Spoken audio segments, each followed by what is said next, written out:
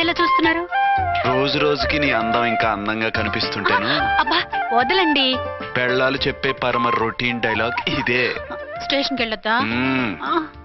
నీ జీవితమే ఒక పోలీస్ స్టేషన్, అందులో నువ్వు ఒక ఖైదీవి, నీ మొగుడు ఒక inspector. You are under arrest. మీకు అసలు పగలు రాత్రి తేడా తెలియడం లేదు. ఓ సిప్పిచ్చిదానా, నిన్ను కలుసుకున్న తర్వాత నెలలు సంవత్సరాలే మర్చిపోయాను. ఇక పగలు రాత్రి ఏం గుర్తుంటాయి? వద్దండి ప్లీజ్. వద్దనకే ప్లీజ్. టైం అయిపోతుందండి. పర్వాలేదులే, అక్కడ ఇక్కడ నేనే కదా నీ మొగుడిని.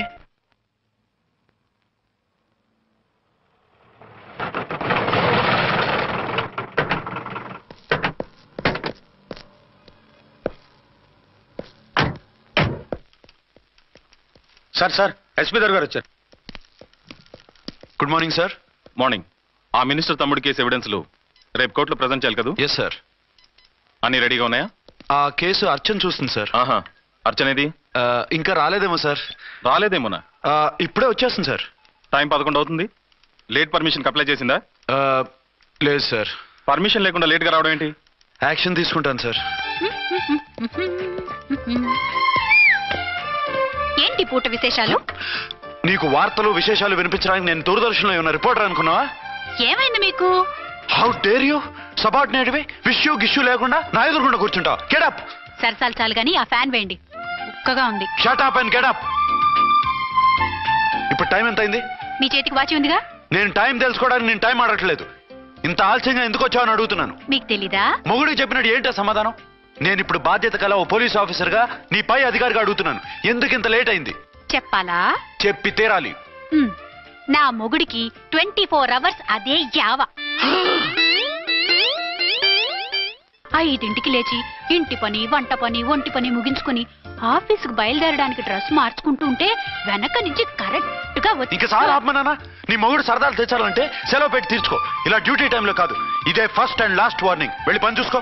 Okay sir. ఓకే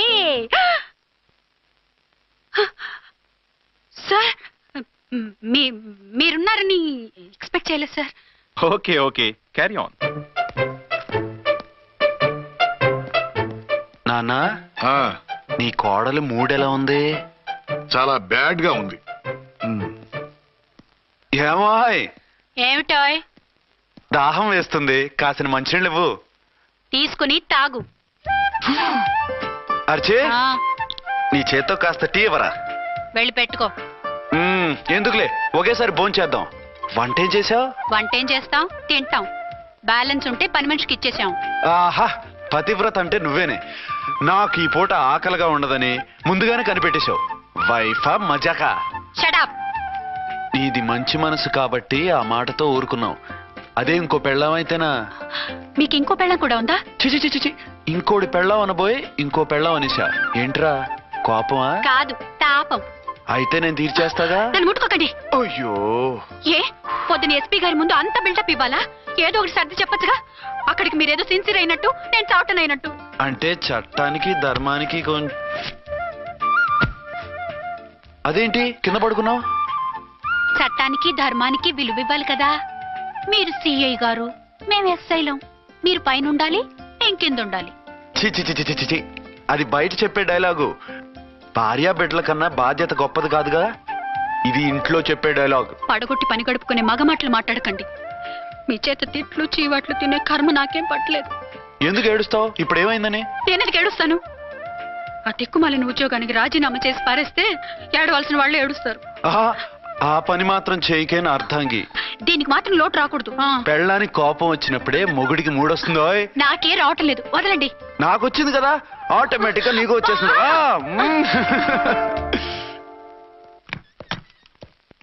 అర్చన సార్, ఈ రోజు నా మినిస్టర్ తమ్ముడి కేసు ఫైనల్ హియరింగ్ అవుతుంది. ఎవిడెన్స్ అన్ని పక్కగా ఉన్నాయి కదా? సార్.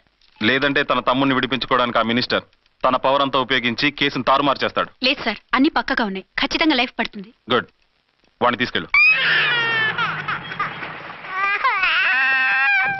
వీడిని ఇక్కడికి ఎందుకు తీసుకొచ్చారు? నాన్న ఇంట్లో లేడు, నేను అర్జెంట్ గా బయటికి వెళ్ళాలి. వీడేమో ఏడుస్తున్నాడు, ఏం చేయాలో తెలియక. నేను కోర్టుకి వెళ్ళాలండి. సరే ఇవ్వండి. లేదమ్మా, లేదు. లోపల ఎస్పీ గారు ఉన్నారు. ఓకే.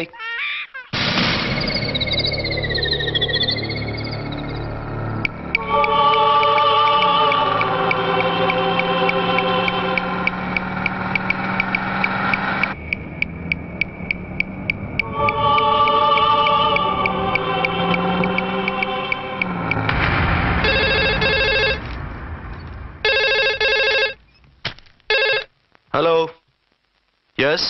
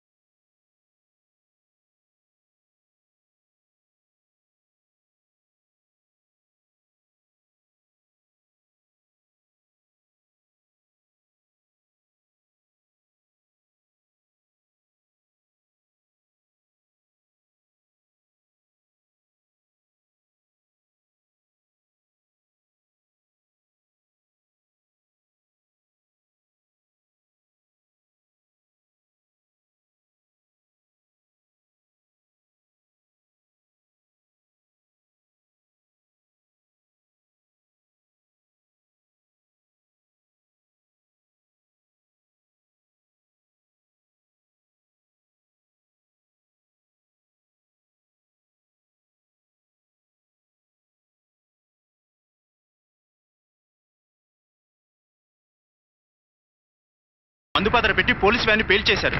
అందులో మనుషులు పాపం అంతా కాలిపోయారు. ఎవరూ బతకలేదు. అర్చనా!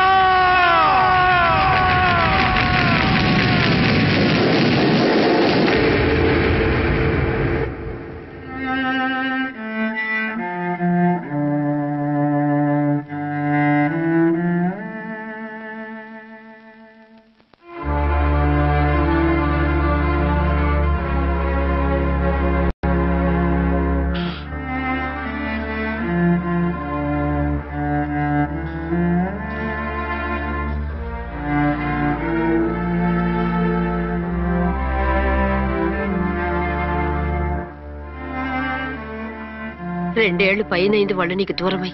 ఇంకెన్నాళ్ళు ఇలా బాధపడతావు బాబు? నేను ఇలా చూస్తూ నేను తట్టుకోలేనురా. నువ్వు మళ్ళీ మామూలు మనిషి కావాలి. నువ్వు మళ్ళీ పెళ్లి చేసుకోవాలి. నాన్న, అవునరా. మరో పెళ్లి చేసుకుని నా అర్చనకు ద్రోహం చేయలేను. నిద్రాహారాలు మానేసి ఇలా కుమిలిపోతూ పిచ్చివాడు అయిపోయి మాకు ద్రోహం చేస్తావా? నిన్ను అర్చన్ని మర్చిపోమని చెప్పటం లేదు బాబు. అర్చనికి దూరమైన బాధను మర్చిపోమంటున్నావు. నా బిడ్డ ఎలాగూ పోయింది, కనీసం నువ్వైనా సుఖపడు.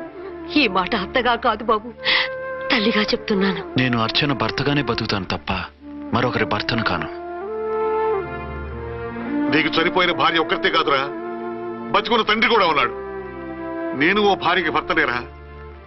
భార్య లేని జీవితం ఎంత నరకమో నాకు తెలుసు. మీ అమ్మను మర్చిపోలేక ఆత్మహత్య చేసుకుందాం అనుకున్నాను. కానీ తల్లి లేని వాడివి, తండ్రి కూడా లేని అనాథగా మిగలకూడదని ఇంకా బతుకున్నాను రా. దాన్ని మర్చిపోలేకే ఈ తాగుడుకు అలవాటు పడ్డాను. నువ్వు నాలా కాకూడదు. ఈ వంశం నీతోనే అంతరించిపోకూడదు. నీకు తోడు ఈ ఇంటికి ఆడదికు కావాలిరా. చనిపోయిన భార్య మీద ఉన్న ప్రేమ బతికున్న ఈ తండ్రి మీద ఉంటే పెళ్లి చేసుకో. లేదంటే చెప్పు, ఏదైనా తలబెట్టి చేస్తాను. కాదనకు బాబు. మీకోసం కాకపోయినా మా కోసమైనా ఈ పెళ్లి చేసుకోండి సార్. మీరు ఈ పెళ్లి చేసుకుంటే పైనున్న అమ్మగారు కూడా సంతోషిస్తారు. సరే, మీ ఇష్టం. రంగోటి, ఇప్పుడు నాకు చాలా ఆనందంగా ఉందిరా. ఈ శుభ సందర్భంలో ఫుల్ పీకేస్తారా? లేదు, ఈ రోజు నుంచి నేను మందు మానేస్తున్నా. ఇదిగో, ఈ రోజు నుంచి నీ డ్యూటీ అల్లుడు గారి దగ్గర కాదు, మా దగ్గర. పద అమ్మాయిని చూద్దాం. అలా అయితే మంచి పోజులో ఉన్న అబ్బాయి గారి ఫోటో ఒకటి తీసుకోండి, పెళ్లి కూతురు చూపిద్దాం. అబ్బాయి బాగానే ఉన్నాడు. ఒరిజినల్ ఫిగర్ చూస్తే ఇంకా బాగుంటాడండి. కత్తిలా ఉంటాడు. చూసుకోవడానికి బాగుంటాం కాదు, చేసుకోవడానికి బాగుండాలి. నా సిద్ధాంతాలకి ప్రిన్సిపల్స్ కి తగ్గట్టుగా ఉండాలి. అంటే నా కాబోయే భర్త శ్రీరామచంద్రులా ఉండాలి. అంటే నామాలు కిరీటాలు పెట్టుకుని బాణాలు వదులుతున్నారండి. షటప్. గెటప్ లో కాదు, బుద్ధిలో రాముడు లాంటి వాడై ఉండాలి. లాంటి వాడేంటమ్మా, శ్రీరామచంద్రుడే అనుకో.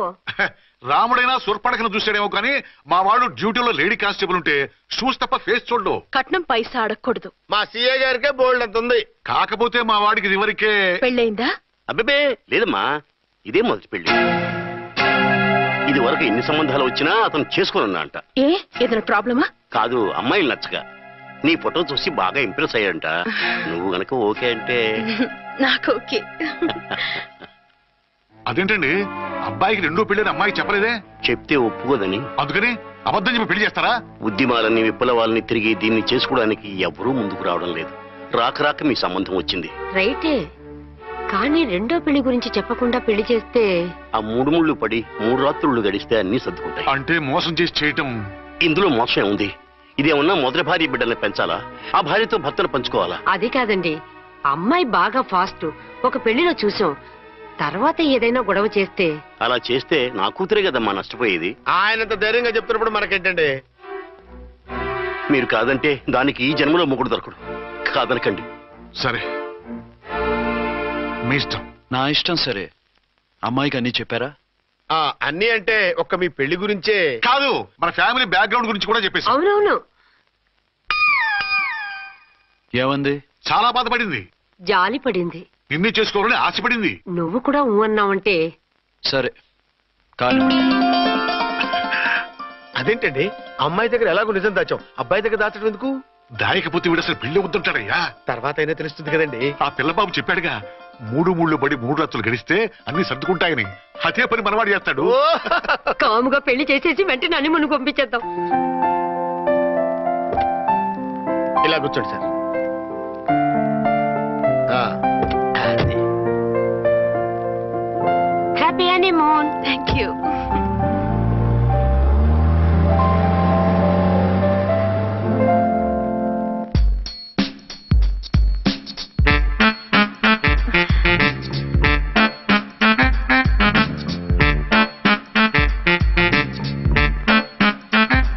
ఎంతైందిరా? 10,000. 10,000. అయితే ఓ పని చేయి, ఈ 1000 రూపాయలు ఎంచుకుని ఇదే 10,000 అనుకో. 1000 ఆ. వర్కౌట్ అవుదండి. పోను పని చేయరా, ఈ బిల్డింగ్ రాసిస్తాను, వర్కౌట్ అవుతా? వర్కౌట్ అవుతుంది సార్. వస్తాను. సార్ ఏంటి సార్ ఇది? చూడండి. ఇవి రాంకోటి వాడితో బేరాలంటాయా? ఏదో ఒకటి ఇచ్చి పంపించు.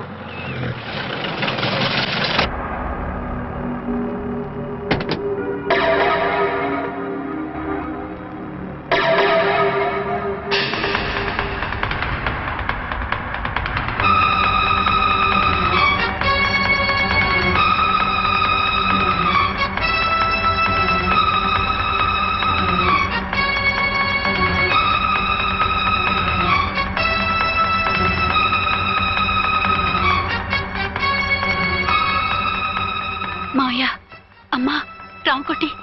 అచ్చనా, నువ్వు చనిపోలేదు మావయ్య, బతికే ఉన్నాను.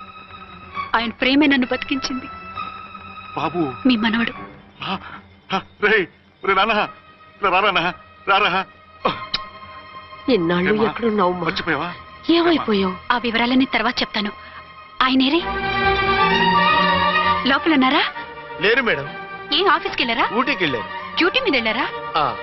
అవునమ్మా, డ్యూటీ మీద వెళ్ళారు. అక్కడ ఏ హోటల్ ఎదిగారు? తాజ్ రెసిడెన్సీ. నువ్వు లోపలికి పోదమ్మా, మాట్లాడుకుందాం. లేదమ్మా, నేను ముందు ఆయన్ని చూడాలి. నేను ఇప్పుడే ఊటీ వెళ్తాను. ఎందుకమ్మా? 2-3 రోజుల్లో వాడు వచ్చేస్తాడు. 2 ఏళ్లు ఆయన చూడకుండా శవంలా బతికాను. ఇక 2 క్షణాలు కూడా ఆయన చూడకుండా ఉండలేను మాయా. అది కదమ్మా. నా మాట వినమ్మా.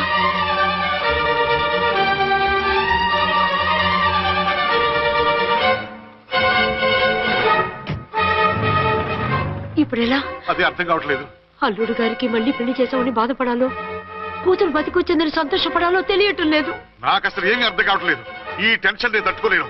వేసేస్తా, మళ్ళీ మందేసేస్తా. రామకోటి, అమ్మాయి గారు వచ్చేసారని, పెళ్లి విషయం తెలియనివ్వద్దని వెంటనే అల్లుడి గారికి ఫోన్ చేసి చెప్పు.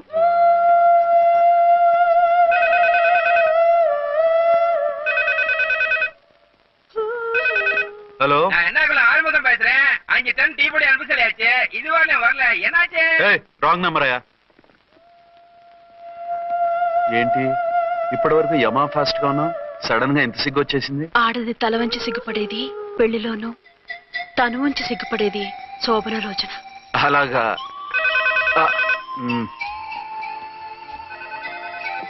Hello, Send one large whiskey to room number 201. hey, this is not room service. Good evening, sir. May I help you? We are busy. Don't give any phone calls till morning, okay? Okay, sir. I will give instructions to the operator. Have a nice sleep. Good night, sir. Thank you. Okay. Hello. Ever, sir? Hyderabad నుంచి విక్రాంత్ గారని వచ్చారు, ఆయన connection ఇవ్వండి. Sorry, sir. ఆయన morning దాకా ఎవరికి connections ఇవ్వద్దన్నారు. నా phone వస్తుందని ఎక్స్పెక్ట్ చేస్తున్నాడు ఆయన. త్వరగా ఇవ్వండి. No sir, we are very sorry. Urgent రా మొగడా, లేకపోతే నీ పేరు చెప్పుకొని కాపురాలు కూలిపోతాయి. కూల్తే కూలాయి, మా హోటల్ కి మాత్రం బ్యాడ్ టాక్ రాకూడదు. Bye. Hello hello hello hello. అయిపోయింది. ఇప్పుడు ఈ 3వ ప్రపంచ యుద్ధాన్ని ఆపేది ఎలాగా? ఫ్లైట్లో వెళ్ళిపోతే కరెక్ట్. ఇదిగో మొత్తం సిగ్గంతా అప్పుడే ఖర్చు పెట్టేకు, ఇంకా 2 రాత్రులు పడాలి. లైట్ ఓకే, వెలుగు పడుతోంది. ఆ కర్టన్ కూడా క్లోజ్ చేయండి.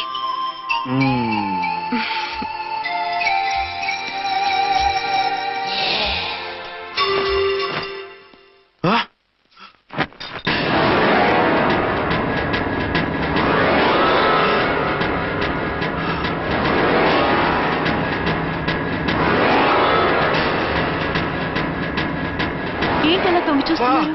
ఏం లేదు, ఇప్పుడే వస్తాను.